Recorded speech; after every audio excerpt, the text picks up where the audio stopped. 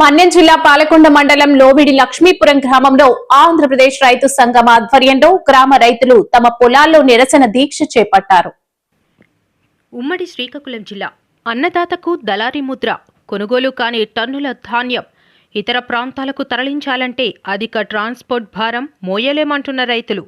ప్రభుత్వం తక్షణమే స్పందించి మమ్మల్ని ఆదుకోవాలని కోరుతున్న రైతులు. మన్యం జిల్లా పాలకొండ మండలం లోవిడి లక్ష్మీపురం గ్రామంలో ఆంధ్రప్రదేశ్ రైతు సంఘం ఆధ్వర్యంలో గ్రామ రైతులు తమ పొలాల్లో నిరసన దీక్ష చేపట్టారు. పాలకొండలోని రైస్ మిల్లర్లు తమ వద్ద ధాన్యాన్ని కొనుగోలు చేయకపోవడంతో ఇతర మండలాలకు ధాన్యాన్ని తరలించే ట్రాన్స్పోర్ట్ భారం తమ మీదే పడుతుందని రైతులు ఆరోపిస్తున్నారు. గ్రామంలో సుమారు 500 టన్నుల ధాన్యం గ్రామంలో అమ్మకానికి సిద్ధంగా ఉందని, సంక్రాంతి పండుగ ముగిసినా కనీసం పండిన పంటను అమ్ముకోలేని స్థితిలో ఉన్నామని రైతులు ఆవేదన వ్యక్తం చేశారు. రైతులను, వారి తరపున ప్రశ్నించే వ్యక్తులను దళారులుగా రైస్ మిల్లర్లు సృష్టించడం జరుగుతుందని ఆంధ్రప్రదేశ్ రైతు సంఘం మన్యం కార్యదర్శి బుడితి అప్పలనాయుడు ఆరోపించారు. ప్రభుత్వం తక్షణమే స్పందించి రైతులకు న్యాయం చేయాలని, లేని పక్షంలో రైతులతో కలిసి ఉద్యమం చేపట్టేందుకు సిద్ధంగా ఉన్నామని ఆంధ్రప్రదేశ్ రైతు సంఘం సభ్యులు తెలిపారు. నా పేరు బుడితి అప్పలనాయుడు, పార్వతీపురం మన్యం జిల్లా ఆంధ్రప్రదేశ్ రైతు సంఘం పార్వతీపురం మన్యం జిల్లా కార్యదర్శిని.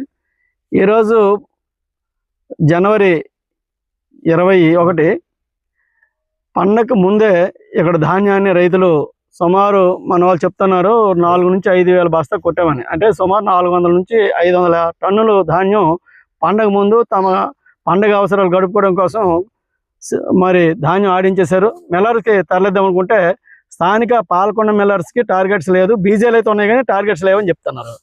దాంతో ఇతర మండలాలకి వీళ్ళు ధాన్యాన్ని తరలించాల్సి వస్తే మరి ట్రాన్స్పోర్ట్ అనేది అదనంగా ప్రైవేట్ వాహనాల ద్వారా అడుగుతున్నారు. దీనివల్ల అధిక భారం అనేది రైతుకు అవుతుంది. ఇదే సమయాన్ని ఆధారం చేసుకుని మిల్లర్స్ కూడాను వాళ్ళు మాత్రం బ్రోకర్ల చేత లేదా మిడిల్ మ్యాన్ చేత మొత్తం ధాన్యం సేకరణ చేయొచ్చు. ఏదైనా రైతు సమస్య మీద రైతు పక్షాన్ని నిలబడి మాట్లాడుతున్న వాళ్ళని బ్రోకర్లని పెట్టి చెప్పి అధికారులని తప్పుదారు పట్టిస్తున్నారు. దీన్ని ఆంధ్రప్రదేశ్ రైతు సంఘం తరఫున మేము ఖండిస్తున్నాం. నిన్నను పాలకొండలో గ్రీవెన్సీల సందర్భంగా కలెక్టర్ గారు మాట్లాడుతున్నప్పుడు మరి సీతంపేటలో చిన్నబగ్గ రైస్ మిల్లుకి ధాన్యం తోలారు.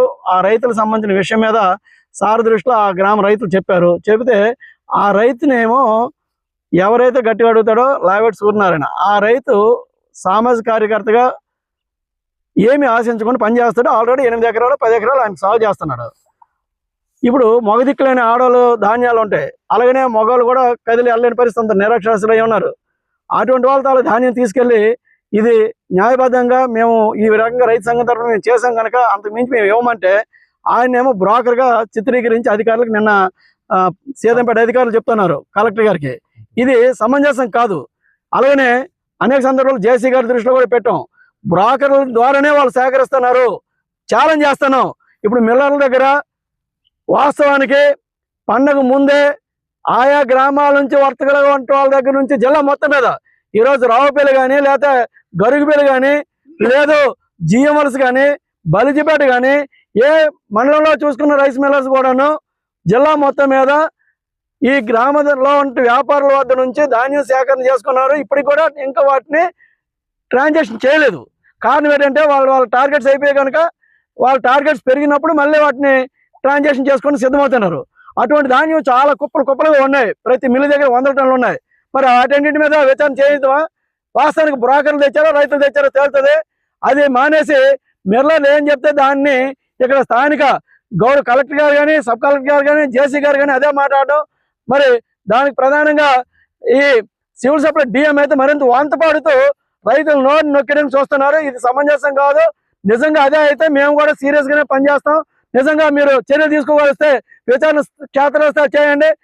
ఎవరైతే రైతులు తెస్తున్నారో వాళ్ళ ధాన్యాన్ని ఎక్కడిగా తీసుకుంటారో లేకపోతే అల్లరి పెడుతున్నారో మీకే తెలుస్తుంది. విచారణ చేయండి.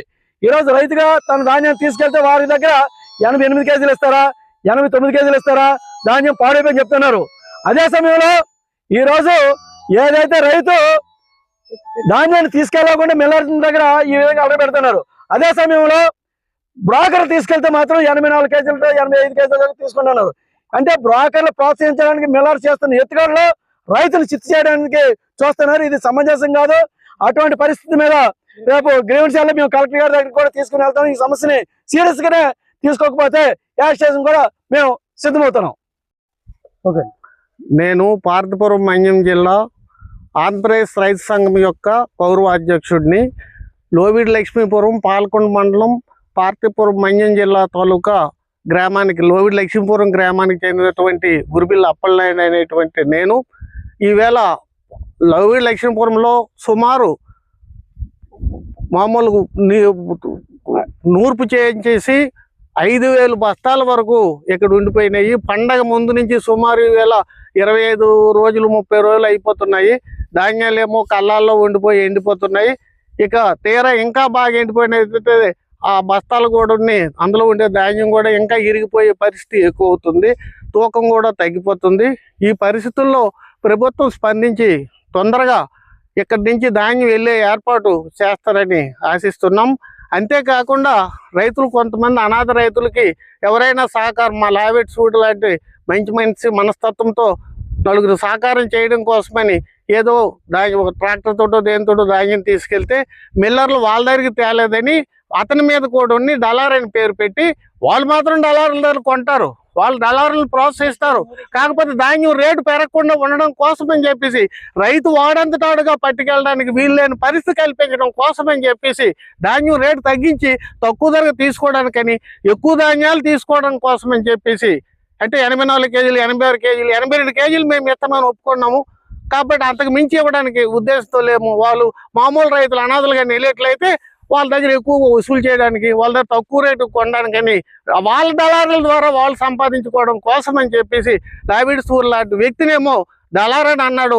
అలాంటి చెప్పినటువంటి వ్యక్తుల మీద ప్రభుత్వ అధికారులు చర్యలు తీసుకోవాలని మేము కోరుతున్నాము. అలాగే మా ఊరు తాలూకా ధాన్యాలు సుమారు